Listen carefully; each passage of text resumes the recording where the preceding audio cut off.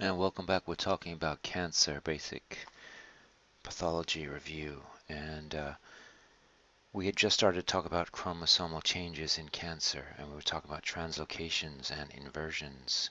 And we asked the question, where do these mostly occur? What type of cancers would involve translocations and inversions? And we said that it would result in lymphomas and leukemias, and that they occur in many non-hematologic malignancies.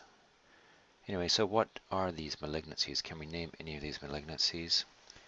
Any of these translocations, the affected genes? If you can remember them, you're amazing. But I don't think I can, so we're just going to just name some of the malignancies, and perhaps some of them will be remembered. So examples would be chronic myeloid leukemia, acute leukemias, AML and ALL, Burkitt lymphoma, mantle cell lymphoma, follicular lymphoma, T-cell acute lymphoblastic leukemia, and Ewing sarcoma. And as I said before, we're going to have to talk about the oncogenes and the tumor suppressor genes. So let's start off by talking about the MYC oncogene. Do you remember what that is? So let's start off with the MYC oncogene, and then we will discuss tumor suppressor genes. First, the MYC oncogene. Do you remember what that is about? I just asked that question. I'll ask it again. So, jumping away from my lecture, and let's look at Wikipedia. Remember that it is a regulator gene. It codes for transcription factor. So it regulates the expression of growth-promoting genes such as cyclins. So it's a transcription factor. And the protein is encoded by this gene. The protein encoded by this gene is a multifunctional nuclear phosphoprotein that plays a role in cell cycle progression, apoptosis, and cellular transformation. Very important. And a mutated version of MYC is found in many cancers, which causes MYC to be constitutively or permanently expressed.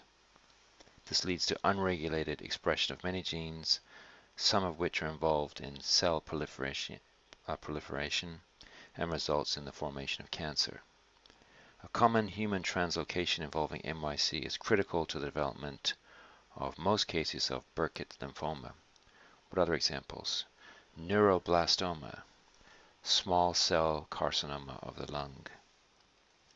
And malfunctions in MYC have also been found in carcinoma of the cervix, colon, breast, lung, and stomach. MYC is thus viewed as a promising target for anti-cancer drugs.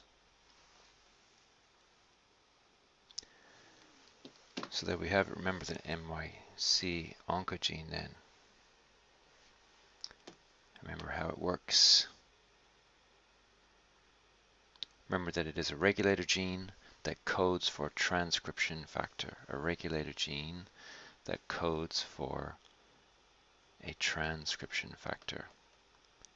And it regulates the expression of growth-promoting genes such as cyclins. Can you remember that? And what are some examples where this would cause problems and mutations?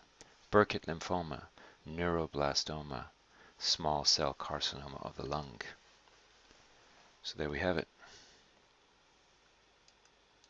What else about MYC? Remember that it regulates 15% of genes.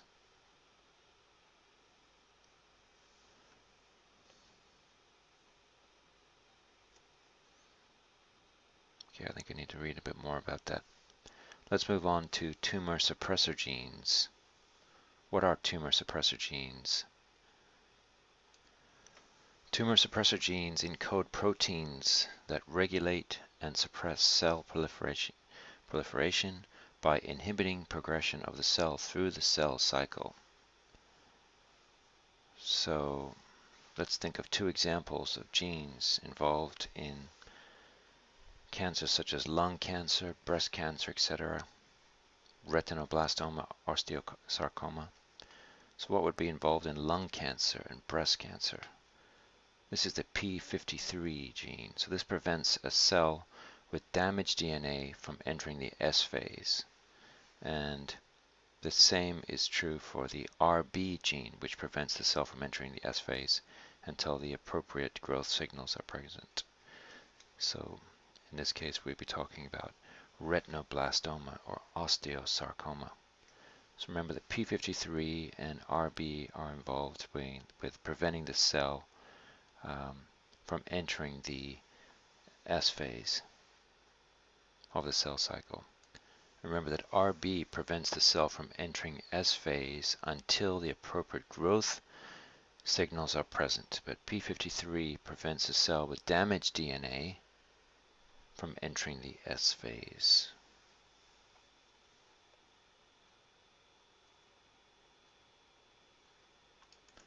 So let's talk about some of these genes and some of the cancers we'd see. So first, how about TGF-beta? This would be for colon cancer. How about E-cadherin? Stomach, gastric cancer.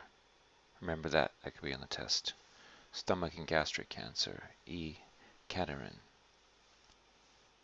GI or melanoma, APC or beta-cadherin, or generally for the GI, SMADS. How about for retinoblastoma? We just talked about that, RB. And just about everything involves the P53 gene. How about Wilms tumor? Well, this also begins with a W. It's WT-1. How about for GI breast? Inherited. P16, INK4A. And breast, in particular, we're talking about the BRCA1 and 2. And prostate is the KLF6. So there we have it. Let's see if we can remember those. So I'm just going to name the cancer, and you're going to name the suppressor gene. Just about everything. P53. Stomach or gastric cancer. E-cadherin. Colon. TGF-beta. Retinoblastoma. RB. Breast. BRCA1 and 2.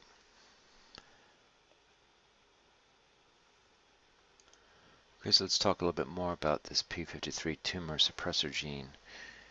So let's talk about it generally. I'm just going to read the description, then we're going to try to figure out what it's trying to say. P53 mediates gene repression by activating transcription of miRNAs. P53 activates transcription of the miR34 family of miRNAs. miR34's repressed translation of both proliferative genes, such as cyclins, we talked about that before, and anti-apoptotic genes, such as BCL2. Repression of these genes can promote either quiescence or senescence, as well as apoptosis. So what is this saying? So imagine a normal cell where the P53 is normal. Then we have DNA damage, so there's a problem. Then we have P53 activated, which then binds to the DNA. Then we have miR34 transcribed and processed. And what does this result in? It could result in two things. Either it inhibits the translation of growth-promoting genes, as we were talking about MYC or CDK4, or it inhibits translation of anti-apoptosis genes, BCL2. So there's two cases. Concerning the inhibition of the translation of anti-apoptosis genes, this would result in apoptosis. And when it inhibits translation of growth-promoting genes, then we have quiescence or senescence. So there we have it, a little bit about P53 tumor suppressor gene. So as we were saying, we're talking about the RB gene and its involvement with retinoblastoma. Now, this is not very exciting to listen to, but I think if I can read this, then I will be able to remember it. This is why I'm making these videos. So I have to remember the pathogenesis of retinoblastoma. There are two mutations of the RB locus on chromosome 13q14, which lead to neoplastic proliferation of the retinal cells. And I'm looking at a wonderful figure here, which you can't see. In the sporadic form, both mutations at the RB locus are acquired by the retinal cells after birth. In the familial form, all somatic cells inherit one mutant RB gene from the carrier parent. The second mutation affects the RB locus in one of the retinal cells after birth. So there we have it. That is the pathogenesis of retinoblastoma. Just remember that it involves the RB locus, this RB gene. Because remember we said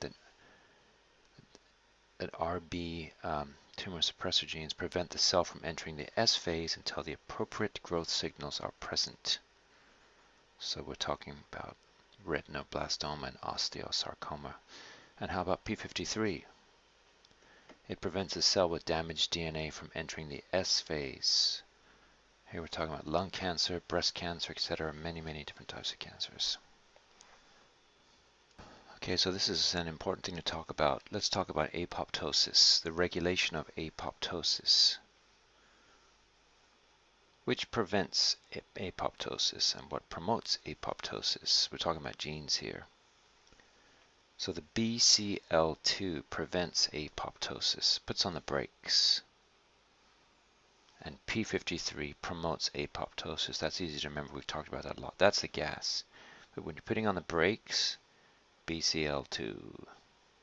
How about CMYC? What does this promote? As we said before, this promotes cellular proliferation. Cellular proliferation. Can't say that word, proliferation.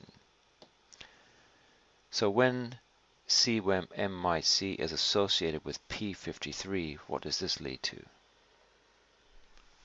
Apoptosis. When it's associated with BCL2, what does this do? This inhibits apoptosis. So you have the CMYC promoting cellular proliferation, and then it meets P53, then you have apoptosis, or it meets BCL2. Then you would have it inhibiting apoptosis. That's quite easy to remember.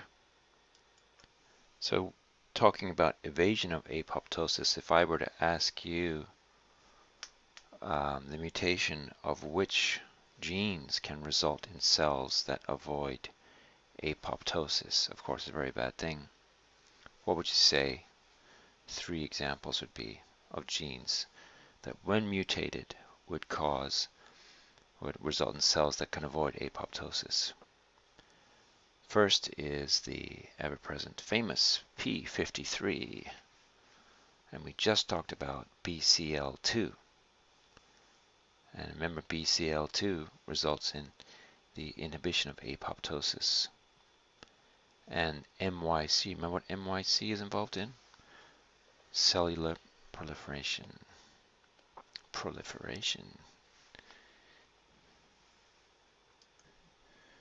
I was going to spend some time talking about caspases, but I think we've covered that before. Just remember that caspases are essential in cells for apoptosis, programmed cell death, and the development of most cell and most other stages of adult life have been termed the executioners, proteins for their roles in the cell. Reading from Wikipedia here. Some caspases are also required in the immune system through maturation of lymphocytes, and failure of apoptosis is one of the main contributions to tumor development and autoimmune diseases. Also, Alzheimer's disease has stimulated, getting confused here. Failure of apoptosis is one of the main contributions to tumor development and autoimmune diseases.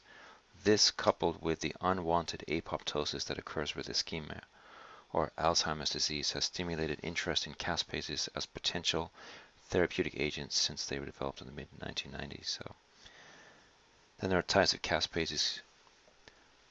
We're going crazy trying to remember all the types of caspases. We're talking about 3, then 1, now we're talking about caspase 8.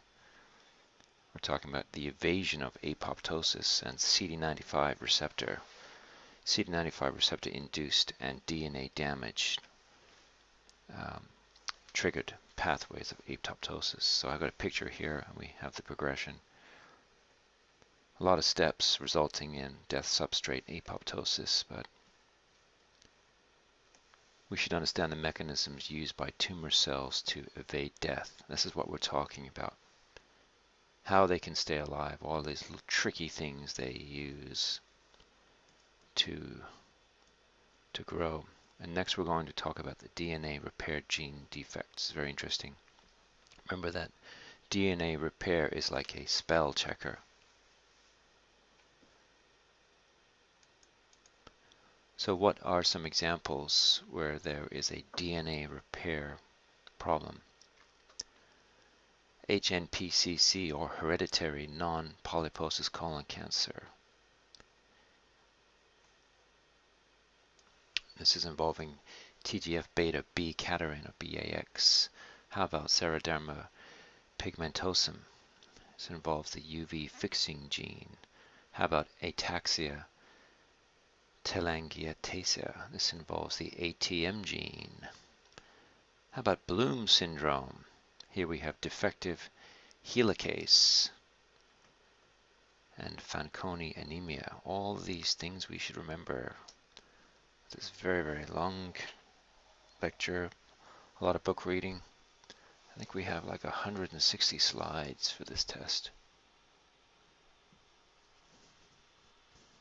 How many questions can you get out of 160 slides? A lot. Anyway, let's continue on.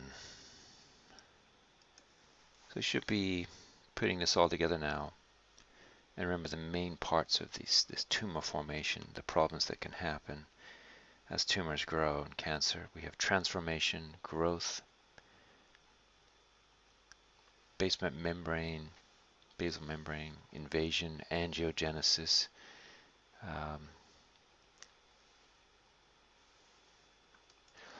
intravasation, embolization, adhesion, extravasation, metastatic growth, etc. All of these things we've talked about. And we should be very familiar with this process of how a tumor becomes metastatic, how it moves. So we start with a transformed cell that happened for some reason. We have a primary tumor. Then we have clonal expansion, growth, diversification, and angiogenesis. A metastatic subclone, then leading to adhesion to and invasion of the basement membrane, and passage through the extracellular matrix, intravasation,